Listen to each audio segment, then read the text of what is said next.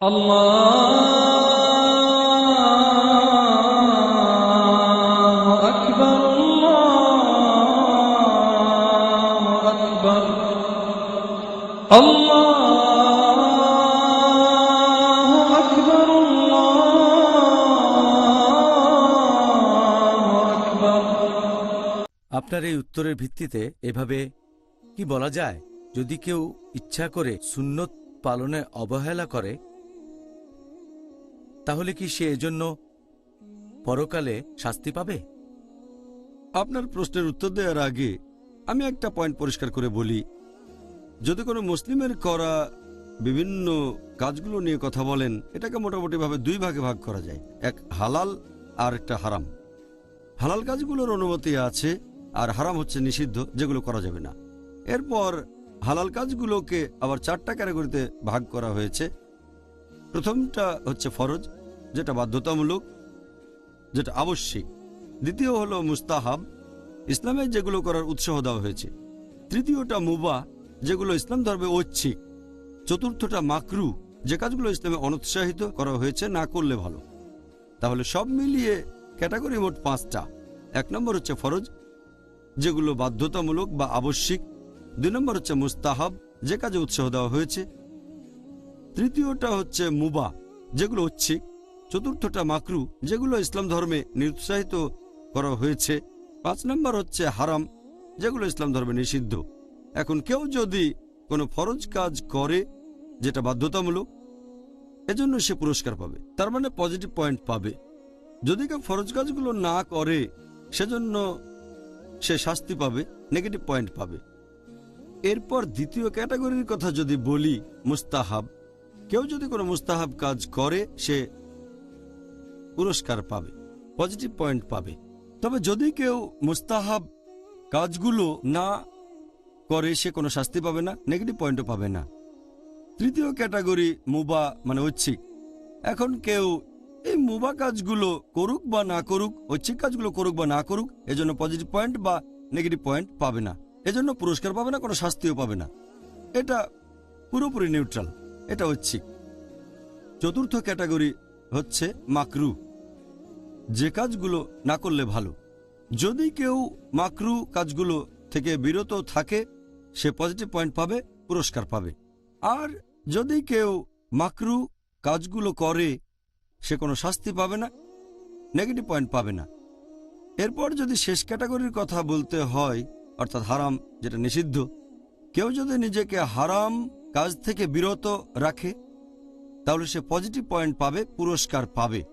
যদি হারাম কাজ করে তাহলে শাস্তি পাবে, নেগেটিভ পয়েন্ট পাবে। এই হলো সংক্ষেপে ইসলাম ধর্মে 5টা ক্যাটাগরির কাজ। এবারে সুন্নার ব্যাপারটা নিয়ে বলি। সুন্না হচ্ছে দুই প্রকার। প্রথমটা হচ্ছে লুগুই সুন্না, অর্থাৎ সুন্নার আবিধানিক অর্থ, নবী যা বলেছেন করেছেন আর যা সম্মতি দিয়েছেন। তাহলে সুন্নত যদি হয় লুগুই, তার মানে যদি সুন্নতের শাব্দিক অর্থ নেন, এই প্রথম চারটার একটাতে পড়বে। এমনও হতে পারে যে এই সুন্নতটা ফরজ, অথবা হতে পারে মুস্তাহাব, অথবা হতে পারে মুবাহ, কিংবা হতে পারে মাকরু। তাহলে সুন্নার শাব্দিক অর্থ সেটা চারটা ক্যাটাগরি যে কোনো একটাতে পড়তে পারে। যেমন ধরেন, যে সুন্না ফরজ ক্যাটাগরিতে পড়ে, মুহাম্মদ সাল্লাল্লাহু আলাইহি ওয়াসাল্লাম ফরজ নামাজ পড়েছেন, জোহরের নামাজ পড়েছেন, তিনি 5 ওয়াক্ত নামাজে সবগুলো পড়েছেন। এগুলো আমাদের নবীর করা কাজ, নবী কথা বলেছেন, তবে এটা পড়বে ফরজ ক্যাটাগরিতে। এরপর সেই সুন্নত মুস্তাহাব হবে, যে নবী তিনি ফজরের নামাজের আগে 2 রাকাত সুন্নত নামাজ পড়েছেন। ফজরের নামাজের আগে 2 রাকাত সুন্নত, এটা হচ্ছে মুস্তাহাব, উৎসাহিত করা হয়েছে। এটা দ্বিতীয় ক্যাটাগরি। তৃতীয় ক্যাটাগরি মানে মুবাহ, যে মুহাম্মদ সাল্লাল্লাহু আলাইহি সাল্লামের লম্বা চুল ছিল, এটা ঐচ্ছিক, চাইলে লম্বা চুল রাখতে পারেন, এটা অপশনাল, এটার অনুমতি আছে। এরপর 4 নম্বর ক্যাটাগরি মানে মাকরু। লোকে হয়তো বলবে, নবী কি এমন কিছু করবেন যা মাকরু? তারা অবাক হয়ে যাবে, ডক্টর জাকির কি বলছে, নবীর সুন্নত কি মাকরু হতে পারে? আমি একটা উদাহরণ দিচ্ছি। একটা হাদিস বলছে যে নবী মুহাম্মদ সাল্লাল্লাহু আলাইহি সাল্লাম বলেছেন যে তোমরা দাঁড়িয়ে কিছু পান করো না। দাঁড়িয়ে কিছু পান করা এটা মাকরু। ঠিক, তাহলে মুস্তাহাব হচ্ছে বসে পান করা। কিন্তু আরেকটা হাদিস বলছে যে নবী দাঁড়িয়ে পানি পান করলেন, হয়তো কোনো কারণ ছিল সেজন্য করেছিলেন। তাহলে দাঁড়িয়ে পান করা মাকরু আর বসে পান করা মুস্তাহাব। দাঁড়িয়ে পান করাকে নিরুৎসাহিত করা হয়েছে আর বসে পান করাকে উৎসাহ দেওয়া হয়েছে। তবে কিছু কিছু সময়ে হয়তো পরিস্থিতি আলাদা ছিল, এটা প্রয়োজন ছিল। আমাদের নবী মাঝে মধ্যে এমন কিছু কাজ করেছেন যেগুলো মাকরু। তাহলে এগুলো সে ধরনের সুন্নাহ যেগুলো মাকরু লুকুই মতে, ফিকা মতে না। এ ব্যাপারে পরে বলছি, না হলে লোকে বলবে ডক্টর জাকির কি বলছেন, নবীর কাজ কখনো মাকরু হতে পারে না, লুকুই মতে হতে পারে, কারণ নবী এটা করেছেন, দাঁড়িয়ে পানি পান করেছেন। তবে সাধারণত স্বাভাবিক অবস্থায় আর বেশিরভাগ সময় নবী বসে পানি পান করেছেন, হয়তো প্রয়োজনের খাতিরে। তবে কেউ যদি মাকরু কোনো কাজ করে এজন্য কোনো নেগেটিভ পয়েন্ট পাবে না, কোনো শাস্তি পাবে না। নবী কোনো শাস্তি পাননি, তবে কোনো পুরস্কারও সে পাবে না। এই হচ্ছে সংক্ষেপে বললে লুগুই সুন্নাহ।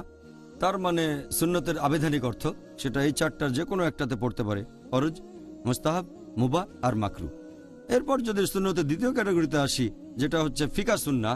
সাধারণত আমরা যখন সুন্নতের কথা বলি তখন ধরে নেওয়া হয় এটা হচ্ছে ফিকা সুন্নাহ। তার মানে ফিকা আর রাসূলের সুন্নাহ যখন সুন্নতের কথা বলি, এটা অর্থাৎ দ্বিতীয় ক্যাটাগরিটা হচ্ছে মুস্তাহাব।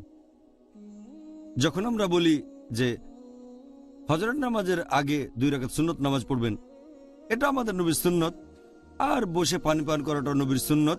সাধারণত যখন সুন্নতের কথা বলি আমরা ফিকা সুন্নতকেই বুঝিয়ে থাকি, এখানে সুন্নতগুলো হচ্ছে মুস্তাহাব।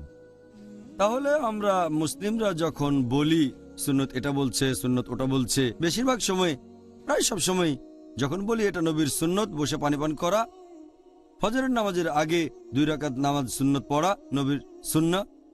নবীর সুন্নত হচ্ছে 2 রাকাত তাহিয়াতুল মসজিদ যখন মসজিদে ঢুকছেন। এই কাজগুলো যে ক্যাটাগরিতে পড়বে সেটা মুস্তাহাব। তাহলে ফিকার সুন্নাহ হলো মুস্তাহাব, উৎসাহ দেওয়া হয়েছে। আর এই 5টা ক্যাটাগরিতেই ফরজ, মুস্তাহাব, মুবাহ, মাকরু আর হারাম কাজের মধ্যে আছে সাব ক্যাটাগরি। এ সম্পর্কে আমি আগেও বলেছি, গুনাহ, বড় গুনাহ, ছোট গুনাহ। এখন হারাম, কিছু হারাম হচ্ছে বড়, কিছু হারাম ছোট। একইভাবে মাকরু, কিছু বেশি মাকরু আর কিছু কম মাকরু। মুবাহ, হ্যাঁ, নবী লম্বা চুল রাখতেন, এটা মুবাহ, ঐচ্ছিক। কিন্তু কেউ যদি সেই কাজটা করে নবীর ভালোবাসা পাওয়ার জন্য, তাহলে সে সওয়াব পাবে। যদি এটা ঐচ্ছিক, শাস্তি পাবে না, পুরস্কারও পাবে না। তবে যদি নবীকে ভালোবেসে করে থাকে, সওয়াব পাবে। যে ঐচ্ছিক কাজগুলো নবী করেছেন সেগুলোর গুরুত্ব বেশি তার না করাগুলোর চেয়ে। এরপর মুস্তাহাবের মধ্যে আছে সুন্নতে মুআক্কাদা, সুন্নতে গায়ের মুআক্কাদা। সুন্নতে মুআক্কাদা মানে বেশি গুরুত্বপূর্ণ সুন্নাহ। ফজরের নামাজের আগের 2 রাকাত, এটা হলো সুন্নতে মুআক্কাদা, মানে বেশি গুরুত্বপূর্ণ সুন্নাহ অন্য সুন্নতগুলো হচ্ছে সুন্নতে মুআক্কাদা, সুন্নতে গায়ের মুআক্কাদা। ফরজের ব্যাপারে একই জিনিস, যেগুলো আবশ্যিক, কিছু ফরজ বেশি গুরুত্বপূর্ণ আর কিছু কম। যেমন ধরেন ইসলামের 5টা স্তম্ভ, 1 নাম্বার হচ্ছে তাওহীদ, এটা ফরজ। নামাজ পড়া, রমজান মাসে রোজা রাখা, সামর্থ্য থাকলে হজ পালন করা, জাকাত দেয়া, এগুলো সব গুরুত্বপূর্ণ ফরজ। এরপর পাপ থেকে বিরত থাকা, 70টা বড় গুনাহ থেকে বিরত থাকাটাও হচ্ছে ফরজ, তবে এটার গুরুত্বটা কম। তাহলে সবগুলো ক্যাটাগরিতেই কিছু সাব ক্যাটাগরি আছে। এবারে আপনার প্রশ্নতে আসি যে সে কি শাস্তি পাবে যদি কেউ ইচ্ছাকৃতভাবে নবীর সুন্নতগুলো পালন না করে? এখানে যে সুন্নতের কথা বলছেন আমি ধরে নিচ্ছি সেটা ফিকা সুন্নাহ। যদি লুগুই সুন্নত বলেন, এটার উত্তর দিয়েছি 4টা ক্যাটাগরিতে পড়ে। ফিকা সুন্নাহ মানে এগুলো যে ক্যাটাগরিতে পড়বে সেটা মুস্তাহাব। এ ব্যাপারে একটু আগেই বলেছি যে যদি কোনো মুস্তাহাব কাজ করেন, অর্থাৎ ফিকা সুন্নাহ, আপনি পুরস্কার পাবেন, সেজন্য আশীর্বাদ পাবেন। যদি সুন্নতে মুআক্কাদা হয়, বেশি সওয়াব পাবেন। সুন্নতে গায়ের মুআক্কাদার চেয়েও বেশি, এখানেও সওয়াব পাবেন, তবে কিছুটা কম। আর কেউ যদি ইচ্ছাকৃতভাবে এটা বাদ দেয় বা অনিচ্ছাকৃতভাবে, এজন্য কোনো শাস্তি পাবে না। তবে তার মানে এই না যেহেতু কোনো শাস্তি পাবে না, সুন্নতটা পালন না করলে সেজন্য আর কাজটা করবে না। কিন্তু আমরা মানুষরা প্রতিদিন অনেক ভুল করি, অনেক গুনাহ করে থাকি, প্রতিদিন পাপের ভেতরে জড়িয়ে পড়ি। এই সুন্নাহ যখন পালন করব তখন অতিরিক্ত পয়েন্ট পাবো, এজন্য পুরস্কার পাবো। এতে করে আমাদের বিভিন্ন ভুল কাজ আর গুনার ক্ষতিটা পূরণ হতে পারে। যেসব গুনাহ করি সেগুলোর ক্ষতিপূরণ হবে, যে ভুল করি যেসব গুনাহ করি।